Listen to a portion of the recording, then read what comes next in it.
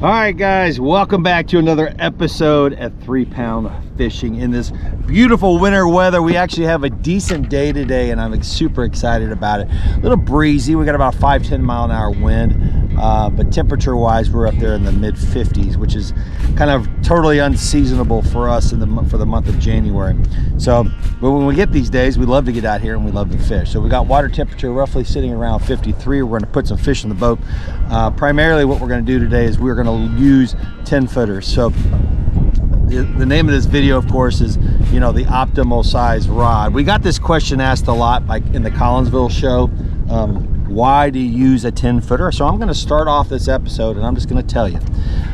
10 footer can be used as a caster, believe it or not. I know 10 footers seem to be long, but casting is very easy with a 10 footer now in today's age. I mean, we use rods up to 20 feet, so 10 feet's not that bad, and you can really whip it with a 10 footer. The other thing you have the ability to vertical jig away from your trolling motor. So if you have a boat, you have the ability to get 4 feet away from your trolling motor. I take into account the fact that you're usually sitting back in the boat, so when you're vertical jigging, you're just flat out jigging. A 10 footer allows you to get pretty substantially away from your trolling motor. If you had an 8 footer, that would be very difficult. You'd be right on top of the trolling motor. The last thing is it allows you to flip. So flip means I'm grabbing the line here and I'm just flipping it out. I'm just flipping it out.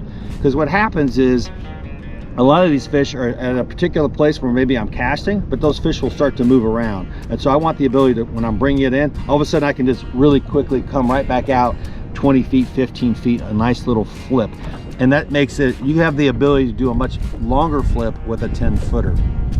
And then of course, I just think setting the hook lastly for a 10 footer is easier, because all you're doing is flipping your wrist up and those fish are caught just with that simple action. Whereas the 8 footer or shorter rod, you have to really do the whole entire motion.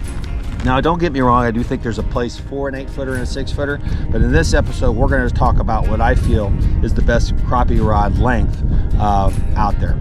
So we're going to fish with the hammer, the Striker 10. That question got asked quite a bit. We are going to be fishing with hair jigs. We're going to fish here shortly. This is the Mega Pack. It's 13 hair jigs. Really inexpensive way to check out a bunch of hair jigs. And then we're going to see how we go. I think we're going to start off with the Striker. I believe we've got an all-white hair jig on that one. We do have an all-white hair jig. That's kind of muddy, to be honest with you. But let's do it. Got a huge pile of fish out in front of me right now, and it's just easy pickings. I'll show you. Now check that out, guys. Is that not legit? All those fish right there. And they're sitting there because the wind is pushing them to me. So it's every single cast that we're pretty much catching a fish. We're going to start off with these hair jigs, and I'm going to show you how easy it is to set the hook with a 10 footer. Now in this scenario where we have so many fish out here, all I'm doing is I'm not even utilizing the live scope, so to speak. I'm letting the live scope sit on spot lock, and I'm sitting here and just learning my fall rate. Here they come. Boom. Oh baby, that was our first fish. I'm just sitting here. I know my fall rate. I'm just automatically reeling in after it falls for about 4 seconds, and it's just a nice steady reel back when I'm in this scenario right here. I don't have to play the fish too much when we've got an absolute ton of fish out there. There we go. There he is. Never saw it, just absolutely doing it on feel. He's a smaller version, but he's gonna do. First fish of the day on the all white Striker 10. Solid little fish. Just an absolute ton of fish.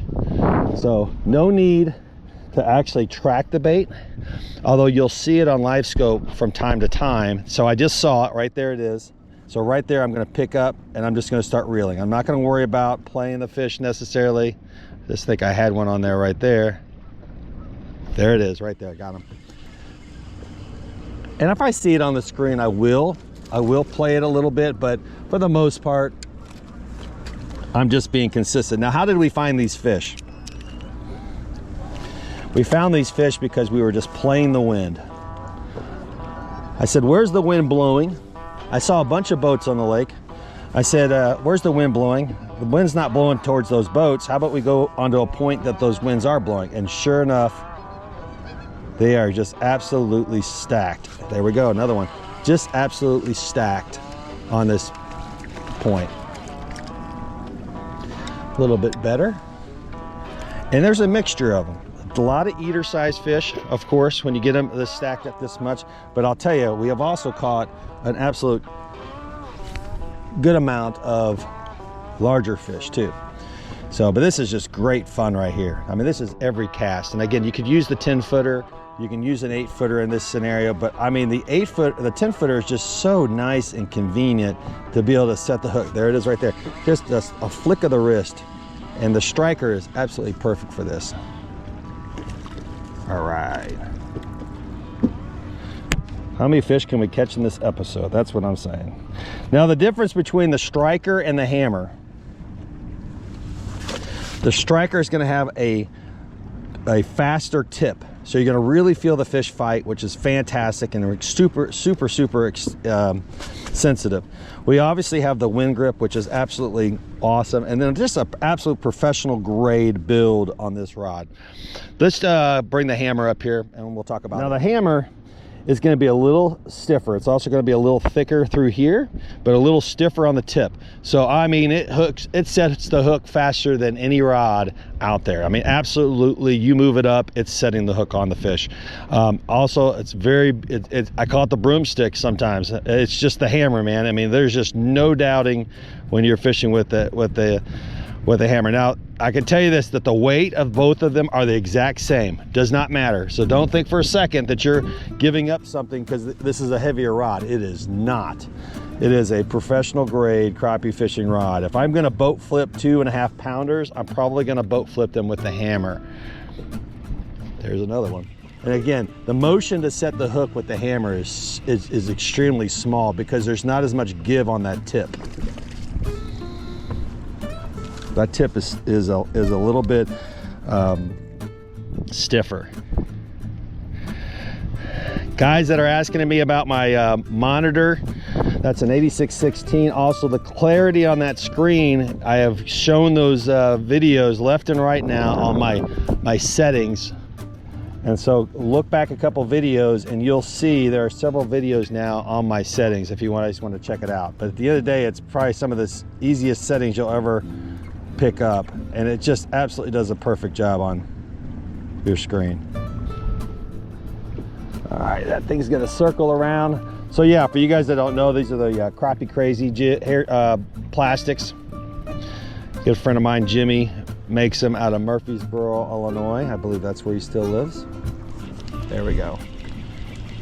So check them out.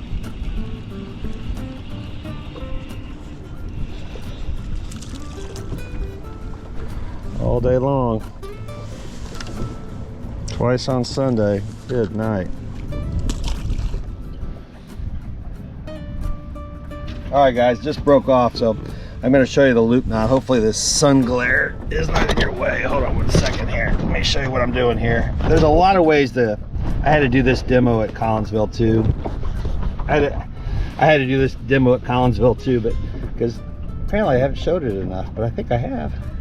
Through the eyelet, okay? Then I'm gonna right there, and I'm gonna swing it around there maybe 3 or 4 times. That's it. Then the loop that I was holding with my fingers, that guy right there, goes right back through there. And this is what we call the gob of stuff right there. That's the gob. And at that point, you're kind of deciding where you want this loop knot to be. And of course, we want this loop knot to be as close to the eyelet as we can make it.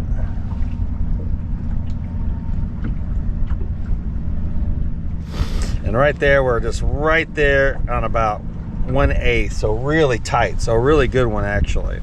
And the reason why we do a loop knot is because we want that jig to swing absolutely freely, not being cinched down, and it's actually swinging horizontal. So that's the reason why we do it. Now, what bait do we want to try today? Let's go with a bluegrass, a standard bluegrass bait, guys. This is a 1/32 ounce jig available on the website. We're gonna complement it with a number 7 split shot right above it. And that's my rig setup, and that's my loop knot, guys.